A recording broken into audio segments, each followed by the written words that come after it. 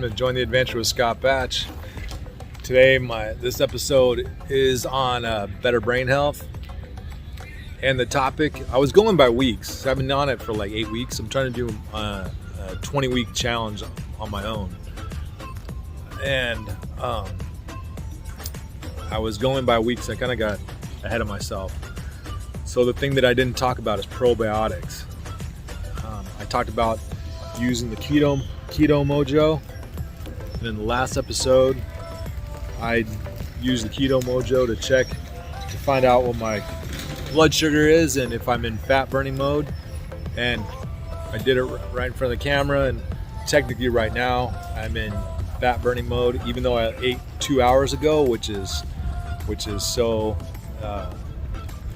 encouraging, because once you're in fat burning mode, it just means that your energy levels are going to be flat. You got a lot of the excess sugar out of your system, and when you're in fat burning mode, then you start to just melt your fat away. However, the good fat that you have in your body that you're burning through your diet, you have to burn that off first before your body fat will start burning off. So I might have a while to go. So it might be reading the fat from when I ate earlier. All right, and who knows? At least I'm not in sugar burning mode. I'd rather be in fat burning mode any day. But before I found out about the keto mojo, I'll put the link down here. What I did is I heard from Dr. Amen, and that's what all this whole brain health challenge is all about, was based on research that he found out from scanning people's brains. He found out how diet, exercise, sleep, nutrition, how they all affected people's brains. And once he put them on a good regimen of all those things, then people would get more clarity, less brain fog, and way less anxiety.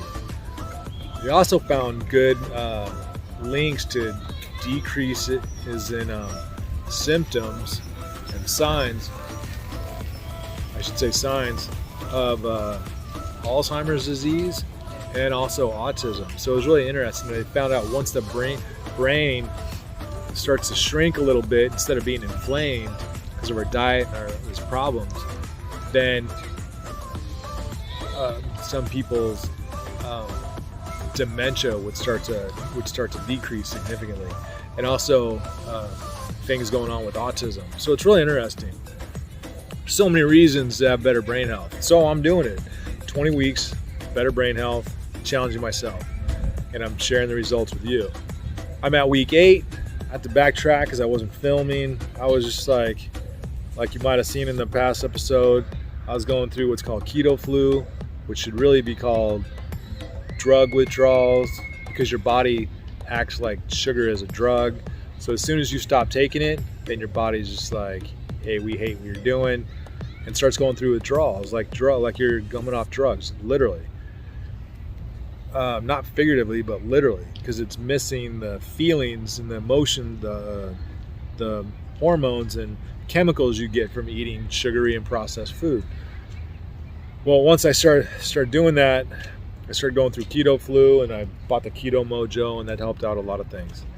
It helped me find out that I was getting a lot of sugar from the shakes that I was drinking, the probiotic shakes, and those needed to quit for a while until I shed a lot of, probably 30 pounds, or get down to like 15% body fat. One of the two. So hopefully it'll be just pure fat that I get rid of. So for right now, I'm just eating better, and what will happen naturally is that I'll start to lose the pounds as I can totally figure out my daily needs. If I'm eating good but I'm still gaining weight, I'm eating a little bit too much, but I don't want to do calorie restriction, because then you start burning muscle. So anyway, I'm trying to eat as much as I can and slowly lose body fat percentages, which one of the good ways for me to find that out is with a tape measure. All right, so we're doing all this. I had to go back to this probiotic shake because it was such good information. I didn't know it, but our anxiety levels are tied very closely. Well, actually, all kinds of things like our skin, our hair, our anxiety, how happy we are, all kinds of things are related to our gut health. So our brain health and our gut health are like controlling all kinds of things, but how much attention do we give either one of them? Almost nothing. We can go to the gym for like ever, but we don't try to fix our gut health and our brain health, right? And so I started taking these probiotic, these shakes that are just like packed with probiotics, and I did that with kefir, and there was all kinds of stuff in these shakes. So there was kefir, honey, some rolled oats, Greek yogurt, ice, once in a while some kale, other times arugula, because too much kale, some people have problems with it, arugula or other things. I would go back and forth. Ceylon cinnamon, I think that it's Ceylon cinnamon, which is a good cinnamon. I pour in some MCT oil. I mean, there's just like things like loaded with all kinds of good stuff. Unfortunately, it's also loaded with sugar, and I was getting this too much sugar from it had wild blueberries. But I did find out that raspberries, I think it is raspberries, have lower our body has a lower sugar response to raspberries. I believe that's right. Either way, I was putting in blueberries too, because I had another thing going on, which is I think I had a fatty liver going on too. That'll be my next episode, fatty liver. And so I'm taking all this stuff. I'm trying to detox my liver. I'm trying to get probiotics. But unfortunately, I was from the rolled oats, the honey, the Greek yogurt, and the kefir, I was still getting a ton of sugar. Oh, and also the berries. So although it was good for me, I was still getting too much sugar, and it was preventing me from getting into nutritional ketosis, which is where I use the Keto Mojo. I check my blood sugar and I check the ketones to see if I'm in fat burning mode. But during the day, my ketones were there, but they were too low to be considered fat burning mode. So what I did is that I used up the rolled oats that I had, I used up the honey I had, and once those two things were gone, and the berries, because I buy berries in like a 3-pound frozen bag. Once those things were gone, then I just had my last shake. It was like my last Greek yogurt and my last kefir, and so that was going to be it with a lot less sugar. The one place I do still get a little bit of sugar at is with kombucha, and that's where I get the good probiotics with the kombucha.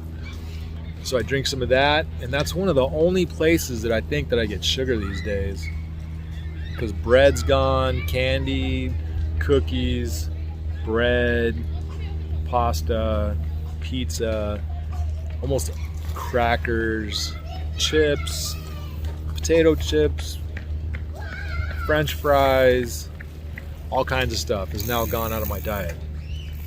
And so I switched those out gradually. It took me like 15 weeks to kick out like 23 things out of my diet. And then it took me, so every week I'd kick one thing out of my diet, but then I'd add something else. So like pasture raised eggs, or grass fed organic beef, or go to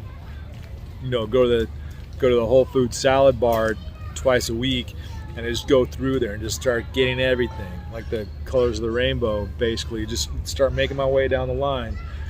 Top it off with some apple cider vinegar and some olive oil and some good avocado dressing.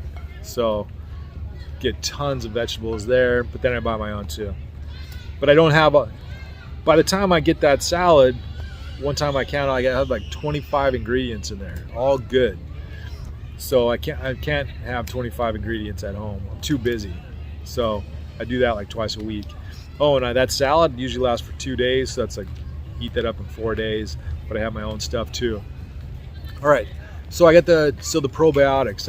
A lot of times with the American diet or the Western diet, pretty much the worldwide diet, we're not eating the food that's getting us the probiotics that we need. And the probiotics are directly linked to all these other problems, and or good issues or bad issues. And so I started eating all these probiotic rich foods, but it was way too much sugar. And so I need to cut it down for a while until I get my weight off. Once I get my weight off, then I could start going back slowly with the berries and some fruit. But believe it or not, these enzymes help produce. One of the great things about these enzymes that are in your stomach with your gut health is that once you have them, they start producing all these vitamins and nutrients on their own. Like our body starts producing a bunch of this stuff that we think that we need in food. So, or we take it in vitamins, but the thing is, if we really focus on fixing our gut health, then we're more likely to get those things naturally from our own body,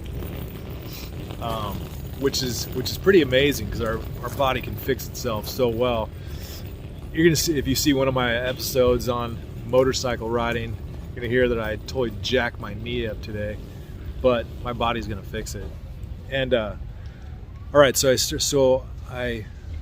instead of doing the shakes, what I started doing is eating more sauerkraut, which supposedly sauerkraut's one of the best foods you can eat for probiotics. And so that and kombucha.